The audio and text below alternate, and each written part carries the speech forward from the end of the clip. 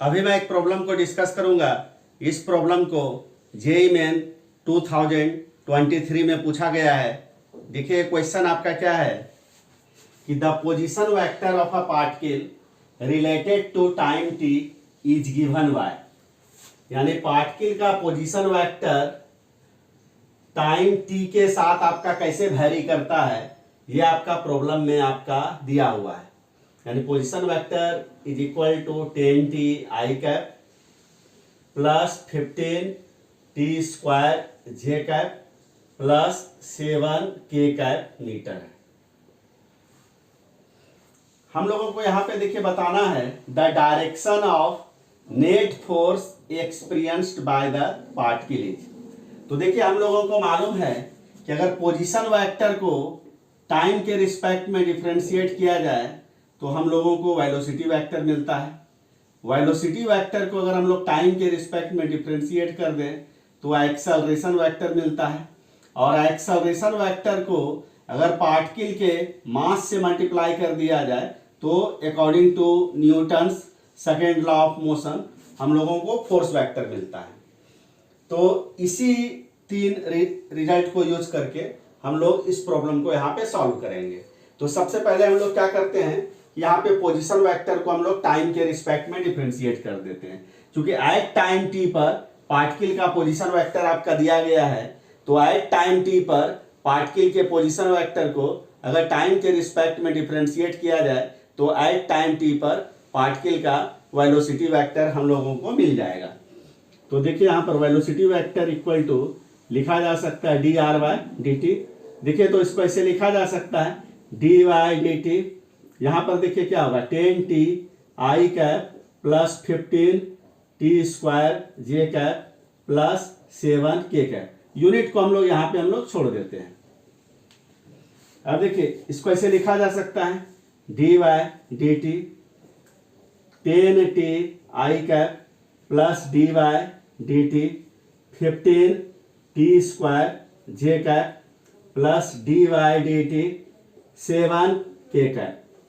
अब यहां पर देखिए क्या है कि अगर फर्स्ट टर्म को अगर देखा जाए तो 10 और आई कैप दोनों आपका क्या है, कांस्टेंट है। 10 कैप आपका एक कांस्टेंट आपका नंबर है और आई कैप आपका कांस्टेंट यूनिट वेक्टर है।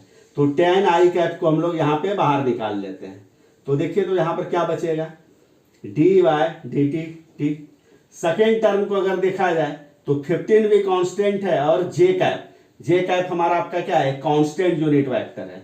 तो 15 को भी बाहर निकाल लेते हैं, जे कैप को भी बाहर निकाल लेते हैं, तो क्या बचेगा डी वाई डी टी आपका टी स्क्वायर।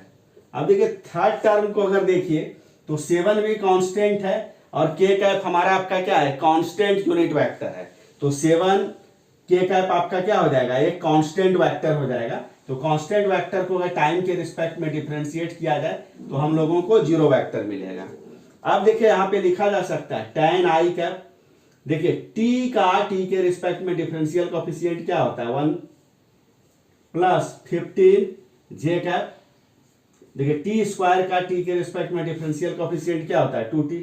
तो देखिए तो ये आपका क्या हो जाएगा 10 I cap plus 15 multiplied by 2t, यानी यहां पर आपका क्या हो जाएगा आपका 30 टी आपका क्या हो जाएगा आपका जे कैप हो जाएगा आपका। तो यही आपका देखिए यही आपका क्या हो गया, यही आपका पार्टिकल का वेलोसिटी वेक्टर हो गया आपका एट टाइम टी पर। अब देखिए यहां पर हम लोग क्या करते हैं कि वेलोसिटी वेक्टर को अगर टाइम के रिस्पेक्ट में डिफरेंशिएट कर दिया जाए तो पार्टिकल का हम लोगों को एक्सेलरेशन वेक्टर आपका मिल जाएगा। क्योंकि ये velocity vector at time T पर है तो एक्सेलरेशन वेक्टर भी हम लोगों को कब मिलेगा, एट टाइम टी पर। तो एक्सेलरेशन वेक्टर को हम लोग लिख सकते हैं d v y D t. तो देखिए तो डी वाई डी टी। अब यहां देखिए क्या हो जाएगा आपका 10 I cap plus 13 T J cap. यहां पे देखिए यूनिट मीटर पर सेकेंड को हम लोग छोड़ देते हैं। अब देखिए यहां पर आपका क्या है, इसको देखिए लिखा जा सकता है D Y D T 10 I cap plus आपका क्या हो जाएगा D Y D T 13 T J cap. अगर देखिए फर्स्ट टर्म को अगर देखिए तो क्या है यहाँ पे 10 आपका एक कांस्टेंट है आई कैप आपका एक कांस्टेंट यूनिट वेक्टर है, तो tan आई कैप आपका क्या हो जाएगा, कांस्टेंट वेक्टर हो जाएगा। कांस्टेंट वेक्टर को अगर टाइम के रिस्पेक्ट में डिफरेंशिएट किया जाए तो क्या मिलेगा हम लोगों को, जीरो वेक्टर मिलेगा। अब देखिए अगर सेकेंड टर्म को देखा जाए तो 30 भी कांस्टेंट है, जे कैप भी कांस्टेंट है, तो 30 जे कैप को हम लोग बाहर निकाल देते हैं, तो ये आपका क्या हो जाएगा डी बाई डी टी, और यहाँ क्या बचेगा टी, तो इसको लिखा जा सकता है 13 जे कैप और टी का टी के रिस्पेक्ट में क्या हो जाएगा 1, तो ये आपका क्या हो गया 13 जे कैप मीटर पर second square. This is the acceleration vector of the particle at time T. अब देखिए क्या एक्सेलरेशन को हम लोग इस इक्वेशन में रख देते हैं, तो पार्टिकल का हम लोगों को पार्टिकल के ऊपर कितना फोर्स आपका लगेगा ये कैलकुलेट हो जाएगा। तो एम ए के जगह पर देखिए यहाँ पर क्या है 13 आपका क्या है, आपका जे कैप है, आपका यूनिट को हम लोग छोड़ देते हैं, क्योंकि यहाँ पर देखिए आपका मास अगर किलोग्राम में अगर रहेगा और एक्सेलरेशन आपका मीटर पर सेकेंड स्क्वायर में, तो ये फोर्स आपका किस में कैलकुलेट हो जाएगा, आपका न्यूटन में। तो देखिए ये आपका क्या हो गया 30 एम जे कैप आपका न्यूटन हो गया, this is the force vector. तो यहाँ पर देखिए क्या है 30 आपका एक पॉजिटिव नंबर है, और किसी भी पार्टिकल का मास आपका कभी भी आपका निगेटिव नहीं हो सकता है, तो 30 एम यहाँ पर आपका क्या हो गया, आपका पॉजिटिव हो गया। इसका मतलब यहाँ पर फोर्स वेक्टर का वही डायरेक्शन होगा जो आपका जे कैप, तो जे कैप आपका किधर है, आपका पॉजिटिव वाई एक्सिस के अलोंग है, इसलिए पार्टिकल जो आपका नेट फोर्स को एक्सपीरियंस करेगा वो भी नेट फोर्स आपका किधर हो जाएगा, आपका पॉजिटिव वाई एक्सिस के अलोंग हो जाएगा।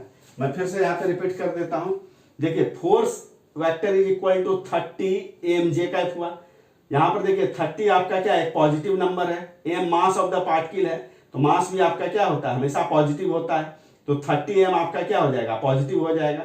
इसका मतलब यहाँ पे ये समझना है कि फोर्स का वही डायरेक्शन होगा जो डायरेक्शन आपका जे कैप, तो जे कैप आपका किधर है, आपका पॉजिटिव वाई एक्सिस के अलोंग है, तो फोर्स वेक्टर भी आपका क्या हो जाएगा, आपका पॉजिटिव वाई एक्सिस के अलोंग हो जाएगा।